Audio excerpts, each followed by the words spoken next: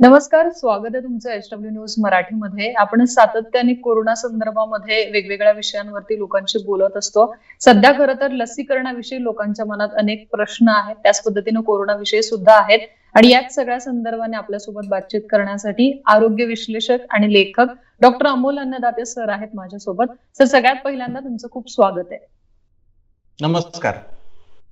Sir, सध्या आपण महाराष्ट्रामध्ये आणि देशात पाहतोय की जे रुग्णसंख्या आता दररोज पाहायला मिळते, रुग्णसंख्येचा आलेख हळूहळू कमी येतोय. महाराष्ट्रात काल अगदी 30,000च्या आत ही रुग्णसंख्या आली आहे, पण मृत्यू दर जो आहे तो सध्या अजूनही कमी आलेला पाहायला मिळत नाहीये. तर तुम्ही या रुग्णसंख्येकडे कसं पाहता आणि नेमकं काय कारण आहे की मृत्यू दर अजूनही कमी येत नाहीये? सध्या महाराष्ट्राबद्दल जर बोलायचं झालं तर दुसरी लाट आपण जी म्हणत होतो, आता ती खाली यायला सुरुवात झालेली आहे. अनेक ठिकाणी जर तुम्ही बघितलं तर केसेस कमी होत आहेत पुण्यात, मुंबईत. फक्त ग्रामीण आणि शहरी भागामध्ये थोडीशी या लाट उसरण्यामध्ये तफावत आहे. अजून शहरी भागामध्ये ज्या प्रमाणात ही लाट खाली येते आहे, तसं ग्रामीण भागामध्ये, ज्याला आम्ही पठार किंवा प्लॅटू म्हणतो, म्हणजे केसेस तितक्याच राहत आहेत. आणि मला वाटतं की लाट ग्रामीण भागात 15 दिवस उशिराने सुरू झाली होती, म्हणून ती ओसरायलाही अजून 15 दिवसांनी ती जशी आता मुंबई पुण्यात केसेस कमी होत आहेत तशी ती ओसरायला लागेल. काही ठिकाणी, अमरावती सारख्या ठिकाणी काय झालंय, एम शेप्ड कर्व आपण ज्याला म्हणतो, म्हणजे एम कसं असतं, खाली येते ती लाट, तो कर्व, आणि तो खाली येण्याच्या आधी परत एक छोटीशी लाट येते आणि मग ती खाली ओसरते. याला एम शेप्ड कर्व असं म्हणतो. आणि जी राईज होता तो आम्ही त्याला हॉकी स्टिक कर्व म्हणायचो. म्हणजे हॉकीची स्टिक जशी असते, अचानक केसेस वर जातात, म्हणजे 7-8 दिवसामध्ये खूप केसेस वाढतात. तर तसं हे सगळा ही दुसरी लाट होती. आता तुम्ही म्हटल्याप्रमाणे जर मागच्या आठवड्याचा तुम्ही मुंबई आणि महाराष्ट्राचा मृत्यूदर जर म्हटला, तर मुंबईचा मृत्यूदर हा 2.06, म्हणजे जवळपास 2% आसपास आहे. आणि महाराष्ट्राचा मृत्यू दर हा 1.6% आहे. पहिली लाट ओसरली, दुसरी लाटही ओसरायला सुरुवात झाली, पण या सगळ्या 1-1.5 वर्षाच्या घटनाक्रमामध्ये जी सगळ्यात दुःखदायक आणि दुर्दैवी गोष्ट आहे की 1.5 ते 2% आसपास जो मृत्यू दर आहे तो मात्र तसाच आहे, तो कॉन्स्टंट आहे. आणि हे सगळ्यात घातक आणि सगळ्यात काळजीसाठी कारण असलेली ही गोष्ट आहे. आता मृत्यू हा आपलं टार्गेट आता काय माहितीये का, आकडेमोड करत बसण्यापेक्षा किंवा पहिली लाट दुसरी लाट हे बघत बसण्यापेक्षा आपलं आता टार्गेट असलं पाहिजे की कमीत कमी मृत्यू दर हे व्हायला पाहिजे. कुठलीही सार्वजनिक आरोग्य समस्या, तिचा मृत्यू दर जेव्हा 0.1% खाली जातो, म्हणजे हार्डली तुम्ही पकडा हजारांमध्ये एखादा मृत्यू च्या पेक्षा कमी होतो, 0.1% पेक्षा कमी असं म्हणतो, तेव्हा ती आरोग्य समस्या आता निवडू लागली, कमी झाली असं आम्ही म्हणतो. आपलं कोरोनाच्या बाबतीत तेच टार्गेट असलं पाहिजे. मृत्यूचं सगळ्यात महत्वाची 4-5 कारणं मी तुम्हाला सांगतो, जी आपल्या सगळ्या व्ह्युअर्सनी नीट लक्षात घ्यावी. त्यातलं एक म्हणजे, त्यामध्ये सगळ्यात महत्वाचा जर शब्द असेल एक, तो म्हणजे उशीर. प्रत्येक गोष्टीला उशीर होतो. निदान करायला उशीर होतो, डॉक्टरकडे जायला उशीर होतो. मला उशीर कुठून सुरू होतो माहितीये का, माझा कोरोनाच्या रुग्णाशी संपर्क आला ही गोष्ट कळायला उशीर होतो. लक्षणं जेव्हा सुरू होतात तेव्हा बऱ्याच लोकांना आजही असं वाटतं की नाही, मला कोरोना नाहीच आहे, हे दुसरंच काहीतरी आहे. म्हणजे मी डॉक्टर म्हणून बघतो की रुग्णाला वाटतं की मी सोडून सगळ्यांना कोरोना होऊ शकतो, पण तसं नाहीये. तर एक 2-3 सूत्र जरी आपण पाळायला सुरुवात केली तर मला म्हणजे एक आत्मविश्वासाने मी तुम्हाला सांगतो, कोरोनाच्या रुग्णांचे उपचार करणारा डॉक्टर म्हणून मी तुम्हाला सांगतो की आपला मृत्यूदर नक्की घसरेल. प्रत्येक ताप, सर्दी, खोकला, अंगदुखी, थकवा, हा आम्ही त्याला म्हणतो अनलेस प्रूव्ड अदरवाईज, म्हणजे जोपर्यंत नाही असं सिद्ध होत नाही तोपर्यंत असं समजा की हा कोरोनाच आहे. मला लोकांना घाबरवायचं नाही, सतर्क करायचंय. तापाच्या किंवा आजाराच्या पहिल्या दिवशी चांगल्या क्वालिफाईड डॉक्टरला दाखवणं. पहिल्या दिवशी जर तुम्ही सुरू करू शकला तर एक लक्षात घ्या की पहिले 72 तास हे गोल्डन आवर आम्ही त्यांना म्हणतो. जसं हार्ट अटॅक आल्यावरती पहिला तासला म्हणजे रुग्ण वाचला तर त्या 1 तासातच तो वाचतो, तसे पहिले 3 दिवस हे गोल्डन डेज असतात. या 3 दिवसामध्ये जर तुम्ही उपचार सुरू केले, एक तुम्हाला माहिती आहे का, लोकांचा गैरसमज आहे की याला उपचारच नाहीये याचा प्रचार. अरे अगदी असंही नाहीये की काहीच नाहीये. व्हिटॅमिन डी तुम्ही सुरू करा, तुम्ही आयव्हरमेक्टिन घ्या किंवा जी तुमचे डॉक्टर जी गोळी देतील त्या सगळे उपचार तुम्ही सुरू करा. ही पहिली एक चावी आहे. दुसरी गोष्ट अशी आहे की तुमचं मॉनिटरिंग करणं. पहिल्या दिवसापासून तुमचं ऑक्सिजन, तुम्ही ऐकलं असेल बऱ्याच ओळखीच्या पाळखीच्या किंवा नातेवाईकांमध्ये आपल्या प्रेक्षकांनी की अचानक सिरियस झाले आणि रुग्णालयात दाखल झाले. असं अचानक कोणी सिरियस होत नसतं. ऑक्सिजन तुमचं कमी होण्याआधी तो ऑक्सिजन, कमी झालेला ऑक्सिजन ही तुमची शरीराची घंटा वाजवत असतं, तुमचं दार वाजवून तुम्हाला सांगत असतं की ऑक्सिजन कमी होतं. म्हणून किमान 2 वेळा दिवसातून ऑक्सिजन सुरू करणे. जो डॉमिनंट हात आहे आपला तेही आपण सांगूया, ज्या हाताने आपण लिहितो त्या हाताच्या मधल्या बोटाला तुम्ही लावा, 10-20 सेकंद स्थिर होऊ द्या, सॅच्युरेशन तपासा. आणि तिसरी सगळ्यात महत्वाची गोष्ट ती म्हणजे 6 मिनिट वॉक टेस्ट. रोज एकदा तरी, शक्य असेल तर 2 वेळा, किमान एकदा 6 मिनिटं चाला. आधी ऑक्सिजन सॅच्युरेशन तपासा, नंतर ऑक्सिजन सॅच्युरेशन तपासा. याच्यामध्ये जर 3 ते 5 ची तफावत येत असेल, खरं तर या दोघांमध्ये फरक पडत असेल, चालल्यावर कमी होत असेल तरी ती पॉझिटिव्ह समजायची. किंवा कधीही 94च्या खाली जर ऑक्सिजन जात असेल तर तातडीने आपल्या डॉक्टरांना संपर्क करून तुम्ही रुग्णालयात दाखल व्हायला हवं. आम्हाला जे काही करायचं आहे ना ते पहिल्या 7 ते 10 दिवसात आम्हाला करावं लागतं. 10 दिवसानंतर गोष्टी हाताबाहेर जायला लागतात. मला वाटतं या 3-4 गोष्टी जरी आपण केल्या तरी आपण महाराष्ट्राचा, देशाचा मृत्यूदर कमी करू शकतो. नक्कीच सर, हे उपाय नक्कीच फायदेशीर ठरणारे आहेत. दुसरा एक महत्वाचा प्रश्न आहे तो म्हणजे लसीकरणासंदर्भातला. खरं तर याच अनुषंगाने माझे 2 ते 3 प्रश्न आहेत. पहिला प्रश्न तो म्हणजे आता 18 ते 44चं लसीकरण बंद आहे आणि 45 वर्षांच्या नागरिकांनाही तितक्या मुबलक प्रमाणात लस मिळतच नाहीये. महाराष्ट्राने 2 कोटी लोकांना लस देण्याचं टार्गेट कंप्लीट केलंय, पण काल फक्त अगदी 99,000 लोकांनाच लस देण्यात आली. तर हे सगळं जे नियोजन आहे ते कशा पद्धतीनं चुकतंय किंवा या लसीकरणाच्या बाबतीत नेमक्या काय गोष्टी होतात असं तुम्हाला वाटतं आणि काय गोष्टी इम्प्रूव्ह करायला पाहिजेत असं वाटतं? आपल्याकडे काय झालं, लसीकरणाचा सुरुवातीपासूनच थोडासा गोंधळ उडाला किंवा कारण लसी जितक्या हातात आहेत त्याचं कुठलंही मोजमाप न करता आपण जसे राजकीय कार्यक्रम किंवा राजकीय गोष्टी जाहीर होतात तशा आपण घोषणा करत गेलो.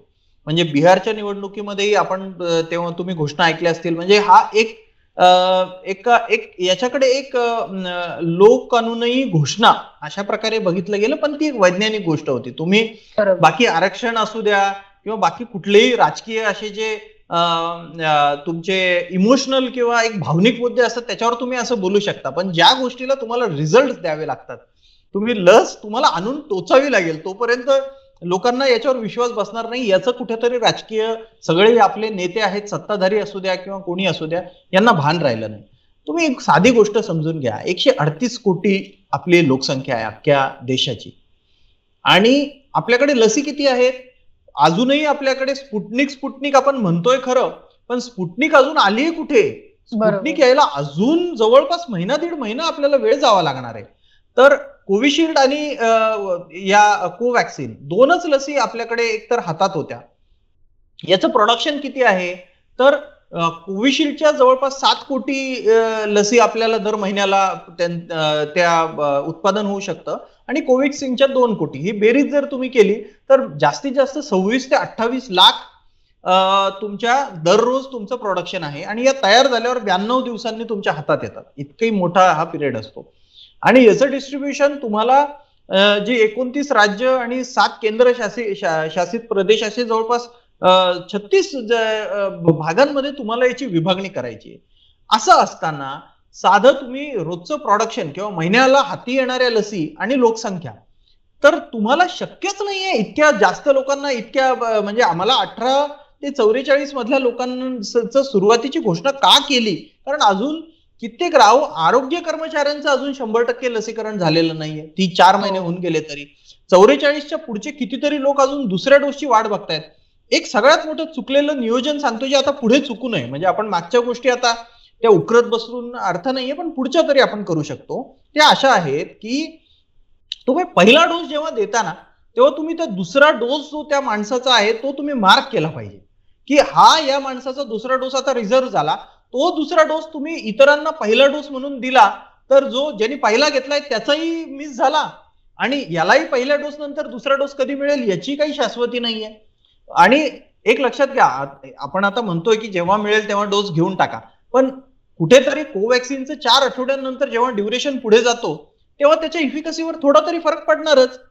तर आपण हे नियोजन का नाही केलं की पहिल्या डोस नंतर 4 आठवड्याला त्याची दुसरी कुपी जी होती, कुपी ती एका दिवसात संपवायला लागते, पण येणारी कुपी त्याच्या नावाने मार्क झाली पाहिजे. नावाने नाही तर ती संख्या तरी आपण मार्क करू शकतो ना महाराष्ट्रासाठी. हे नियोजन आपल्याला इथून पुढे करावं लागणार आहे. आता दुसरा एक आपल्याला म्हणजे जेव्हा लसीचे डोसच आपल्याकडे पुरेसे नाहीयेत तेव्हा आपल्याला जे Pfizer, Johnson and Johnson, Moderna या ज्या आहेत, स्पुटनिक 5चे 85 लाख डोसेस हे 15 ऑगस्ट पर्यंत येतील असं सांगितलं जातंय. जिथून जी लस मिळेल ती आपल्याला आता घेत सुटलं पाहिजे. अगदी आपण आपल्या सर्वसामान्य भाषेमध्ये जरी म्हटलं की लस जिथून मिळते तिथे आम्हाला द्या आणि जी लस मिळते ती सर्वसामान्यांनी घ्या, अशी परिस्थिती जर आपण म्हणजे आपण जसं प्रचाराची राळ उडवून देणे असं म्हणतात ना निवडणुकीमध्ये, तशी आपल्याला या लसींची राळ उडवून द्यावी लागणार आहे. आपल्याला पाऊस पाडावा लागणार आहे या लसींचा. याच्यासाठी आपल्याला लसींच्या खरेदीचं नियोजन आणि ग्लोबल टेंडरिंगची जी चर्चा सुरू आहे, अगदी श्रीलंका, बांगलादेश सारख्या लोकांनीही त्यांच्या लोकसंख्येच्या प्रमाणामध्ये लसींची खरेदी सुरू केली. मला हे मान्य आहे की आपली लोकसंख्या खूप जास्त आहे, पण आपल्याकडे तेवढी पॉवरही जास्त आहे ना, ती आपण का वापरत नाही? बरोबर, नक्कीच सर. आणि जसं तुम्ही म्हणालात की अजून म्हणजे त्याच्या खालच्या वयाच्या लोकांचं सुद्धा अजून लसीकरण बाकी आहे, त्यामुळे हे नियोजन फार महत्वाचं आहे. याच लसींच्या संदर्भाने एक प्रश्न, तो म्हणजे जी कोविशिल्ड लस आहे त्याच्या दुसऱ्या डोसचा कालावधी आता वाढवण्यात आला, म्हणजे 12 ते 16 आठवड्यापर्यंत हा कालावधी करण्यात आलाय. लोकांच्या मनात खूप संभ्रम आहे. अगदी अनेक लोक असं म्हणतात की आम्ही पहिला डोस घेतला, आम्हाला सांगितलं होतं की 4 ते 5 आठवड्यांनी या, आणि आता थेट तुम्ही 12 ते 16 आठवडे म्हणता. तर यामुळे खरंच त्या लसीच्या प्रभावावरती फरक पडणार आहे का, आणि लोकांना हे पटवून देणं किती अवघड आहे आता? आता काही गोष्टी थोड्या स्पष्ट सांगतो, ज्या लोकांनी मनाला लावून घेऊ नये, फक्त समजून घ्याव्या. 16 जानेवारीला हे लसीकरण सुरू झालं. मला वाटतं की माझ्या स्वतःच्या युट्यूब चॅनलवर म्हणजे 4 आठवड्यांनी ही लस दिली जाणार आहे तेव्हा जाहीर झालं होतं. 1 ते 10 जानेवारीच्या आसपास कधीतरी माझ्या युट्यूब चॅनलवर मी आपले सगळे सत्ताधारी किंवा जे धोरण ठरवणारे लोक आहेत त्यांना आवाहन करणारा एक व्हिडिओ केला होता की आजही आहे तो, की ह्या 2 डोस मधलं अंतर तुम्ही 4 आठवडे ठेवू नका, कारण आपल्याकडे तेवढे लसीचे डोस नाहीयेत. हे अंतर तुम्ही किमान 12 आठवडे ठेवा.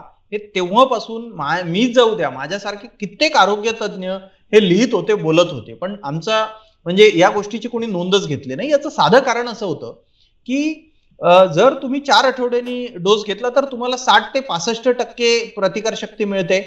8 आठवड्यांनी जर तुम्ही घेतला तर तुम्हाला 70% प्रतिकारशक्ती मिळते, आणि 12 आठवड्यांनी घेतला तर तुम्हाला जवळपास 90%च्या आसपास प्रतिकारशक्ती मिळते.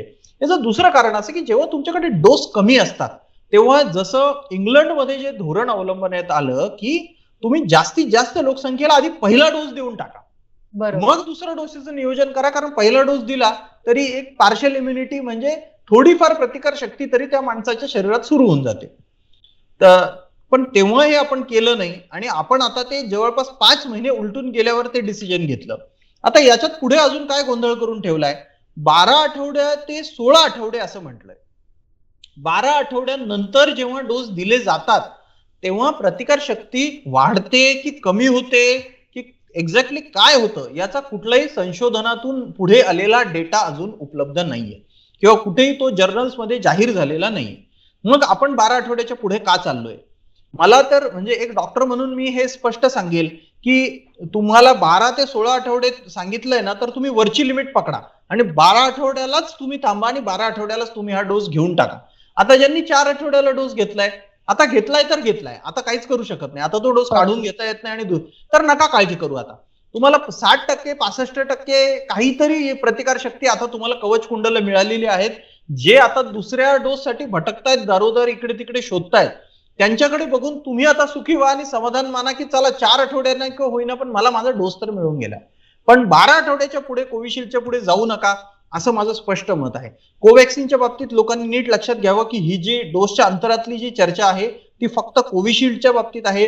कोवॅक्सिन मधलं 4 आठवड्याचं अंतर बदलता येणार नाही, कारण ते किल्ड वॅक्सिन, मृत लस आहे ती. त्यांचं अंतर कधीही फिक्स्ड असतं. ओके. नक्कीच सर. तर जसं सरांनी सांगितलं, हे जे लसींमधलं अंतर आहे ते कोविशिल्ड लसीच्या बाबतीत आहे, विशेष करून जे कोवॅक्सिन 12 आठवड्यांपर्यंत आहे म्हणून.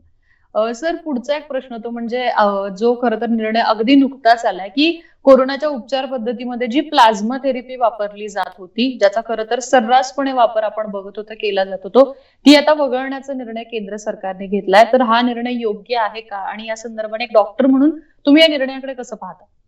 नाही, हा निर्णय योग्यच आहे. काय प्लाझ्मा थेरपीकडे वर गेल्या 6 महिन्यापासून प्रश्नचिन्ह उपस्थित होतच होते. कारण याचा कुठलाही असं काय असतं, हे बघा, मला वाटलं उपचारांमध्ये मी स्वतः अनेक रुग्णांवर आता उपचार करतोय किंवा मी काहीतरी वेगळ्या गोष्टी वापरतोय, पण 15, 20, 25, 100 मी उपचार केलेल्या रुग्णांना बरं वाटलं म्हणजे ती उपचाराची पद्धत किंवा ते औषध खूप छान आहे आणि रामबाण आहे असं मला म्हणता येत नाही. मला त्याच्यावर ट्रायल करावं लागतात, त्याच्यावर संशोधन करावं लागतं, त्याचं स्टॅटिस्टिकल अनालिसिस करावं लागतं आणि त्याच्यानंतर त्या कागदपत्रांच्या पुराव्या, आम्ही याला एव्हिडन्स बेस्ड मेडिसिन म्हणतो, म्हणजे पुराव्यानिशी सिद्ध झालेलं वैद्य शास्त्र. तर मला ते जोपर्यंत मी सिद्ध करत नाही, तर प्लाझ्मा थेरपीच्या बाबतीत हेच होतं. आणि तेव्हाही खूप लोक आव्हान करत होती, कित्येक लोकांनी जाऊन प्लाझ्मा दान केलं. ठीक आहे, आता परत जे झालं ते झालं, पण आता मात्र काही निश्चित आकडेवारी घेऊन आयसीएमआरनी स्वतः हे संशोधन केलं आणि त्याच्यातून असं दिसून आलं की ज्या लोकांना प्लाझ्मा दिला, आणि म्हणजे उपचार बाकीचे सगळे सारखेच ठेवायचे, एका ग्रुपला प्लाझ्मा दिला आणि एका ग्रुपला प्लाझ्मा दिला नाही, त्यांच्या जे आउटकम होतं, त्यांचे जे रिझल्ट होते उपचारानंतरचे, त्याच्यामध्ये काहीही फरक दिसून आला नाही. आणि म्हणून हे सिद्ध झालं की प्लाझ्मा थेरपी आता वापरायची नाही. म्हणून मला वाटतं की ज्या गोष्टी सिद्ध होत नाहीत त्याच्यामध्ये यात काय होतं माहितीये का, की अनावश्यक वेळ, मनुष्यबळ आणि पैसे हे सगळंच खर्च होतं. आणि कधी पण एक लक्षात ठेवा की आपल्याकडे व्यवस्थापनामध्ये एक म्हण आहे की when you are saying yes to a less important thing, you are saying no to a more important thing. तुम्ही जेव्हा एखाद्या कमी महत्वाच्या गोष्टीच्या मागे जाता तेव्हा महत्वाची गोष्ट आपोआप तुमच्याकडून दुर्लक्षित होते. हेच या प्लाझ्मा थेरपी सारख्या उपचारांच्या बाबतीत घडू शकतं. म्हणून मी आयसीएमआरच्या या निर्णयाचं स्वागत करतो. नक्कीच सर. सर अजून एक सध्या ज्या आजाराबद्दल प्रचंड लोकांच्या मनात भीती आहे आणि कोरोनानंतर म्युकरमायकोसिस नावाचा जो आजार आहे तो आता महाराष्ट्रामध्ये सुद्धा खरं तर अनेक लोकांमध्ये दिसून आलाय. थेट डोळे जाणं किंवा अंधत्व येणं यांसारख्या गोष्टी घडताना दिसत आहेत. तर लोकांमध्ये संभ्रम आहे की नेमकं कोणाला होतो, काय करायचं या सगळ्या संदर्भाने. तर तुम्ही काय सांगाल या संदर्भात? आता पहिली गोष्ट, म्युकरमायकोसिस हा काय कोविड सारखा संसर्गजन्य असा आजार नाहीये की तो हवेतून पसरतो किंवा संपर्कातून पसरतो. कारण मला 1-2 जण म्हटले की डॉक्टर आपलं म्युकरमायकोसिस आम्ही असं ऐकलं की आपल्याजवळ येवल्याला आलाय, आपल्याजवळ नगरला आलाय, आपल्याजवळ. तर असा हा नाहीये की कोरोनाच्या रुग्णासारखं की एका रुग्णाचा दुसऱ्याशी संपर्क आला आणि त्याला पसरला. हे आधी गैरसमज जो मी रुग्णांकडून ऐकतोय तो मी स्पष्ट करतो. म्युकरमायकोसिस कोरोना होऊन ज्या लोकांना गेलेला आहे, जे कोरोनातून अजून बरे होत आहेत, महिनाभर झालाय, 2 महिने झालेत, ज्यांना कोरोनाच्या उपचाराच्या दरम्यान स्टिरॉइड औषध त्यांना गरज होती म्हणूनच देण्यात आलं, किंवा ऑक्सिजन ज्यांना देण्यात आलं, आणि सगळ्यात महत्वाचं ज्यांना डायबिटीस आहे, मधुमेह आहे आणि त्यांची शरीरातली साखर ही खूप वाढलेली आहे, अनियंत्रित आहे, किंवा इतर कारणांनी त्यांची प्रतिकार शक्ती कमी झालेली आहे, आधी त्यांना कधीतरी कॅन्सर झाला होता, ते किमोथेरपी घेत होते, किंवा त्यांनी कदाचित गुडघेदुखी आहे आणि त्याच्यासाठी स्टिरॉइड घेतले होते, अशा रुग्णांना नंतरच अशाच रुग्णांना म्युकरमायकोसिसचा त्रास होतो.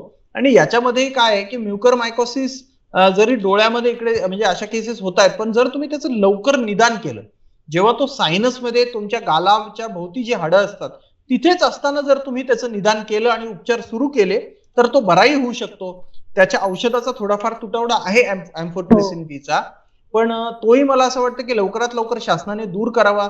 ते आता दुसरं रेमडेसिवीर सारखा त्याचा, म्हणजे आता या लाटेतलं दुसरं रेमडेसिवीर असं त्याच्याकडे बघितलं जात आहे.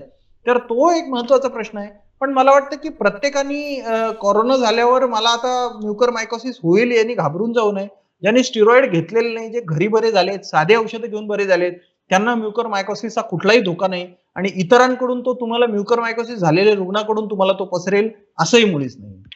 नक्कीच सर, ही माहिती फार महत्वाची होती. कारण बऱ्याच लोकांनी या औषधासंदर्भात बरेच लोक सध्या रेमडेसिवीर सारखी माहिती घेताना दिसतायत आणि गोंधळी उडताना दिसतोय त्यामुळे. हो तर हो अगदी शेवटचा प्रश्न तो म्हणजे आता दुसरी लाट जसं तुम्ही म्हणालात महाराष्ट्रामध्ये ओसरायला लागली, आकडे हळूहळू कमी येतात, मृत्यूदर नियंत्रणात आणण्यासाठी प्रयत्न व्हायला हवेत.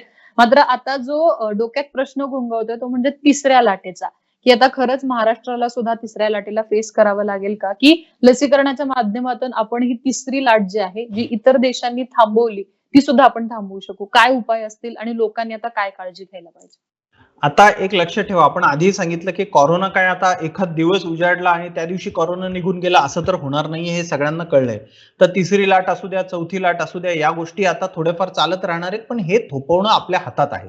हे थोपवण्याची सगळ्यात महत्वाचा मार्ग आहे तो म्हणजे लसीकरण. आपल्याला लसीकरणावर खूप भर द्यावे लागणार आहे. सुरुवातीला मी स्वतःही खाजगी लसीकरण केंद्र चालवलं, तर सुरुवातीला लोक लसी घेतच नव्हते, पडून राहत होते. आता लोकांना लक्षात येतंय. तर तिसऱ्या लाटेच्या दृष्टीने आपल्याला 2-3 गोष्टी अशा कराव्या लागतील, की आपल्याला आता लाट कमी झाली. तुम्हाला आठवत असेल मागच्या वेळेला ऑक्टोबर, नोव्हेंबर, डिसेंबरमध्ये लोक असं वागत होते, की आता कोरोना जणू काही नाही. कधीच येणार नाही. म्हणजे एकही म्हणजे इरॅडिकेट झालाय तो. बरोबर. पण असं आपल्याला म्हणजे लगेच कार्यक्रम सुरू केले, लग्नाचे कार्यक्रम सुरू केले, सेलिब्रेशन सुरू केलं. असं आपल्याला आता करून चालणार नाही. जोपर्यंत सगळ्यांचं लसीकरण पूर्ण होत नाही, म्हणजे लसीकरण असं नसतं, की माझं लसीकरण झालं की मी सुटलो. Till everyone is not protected, I am not protected. सगळं जोपर्यंत सुरक्षित नाहीये तोपर्यंत मी सुरक्षित नाहीये.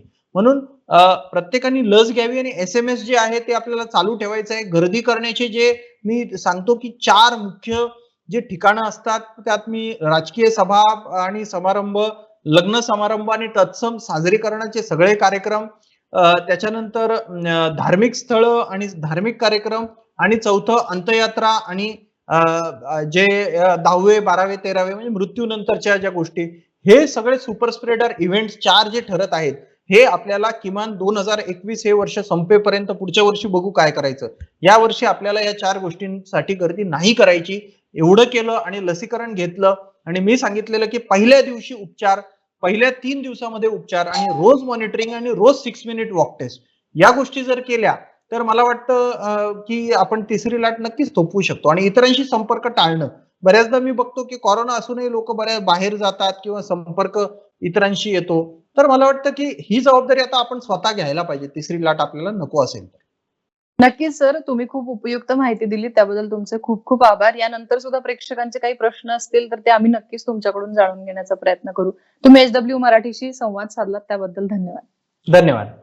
आता सर्वात आधी बातम्या मिळवा आमच्या मोबाईल न्यूज ॲप्लिकेशनच्या सहाय्याने. अँड्रॉइड किंवा iOS प्लॅटफॉर्मवर जाऊन HW न्यूजचे ॲप सर्च करा, डाउनलोड करा. आपल्याला हवी ती भाषा निवडा. आजच्या बातम्यांच्या गर्दीतून आपल्या कामाची बातमी मिळवा फक्त HW न्यूजवर.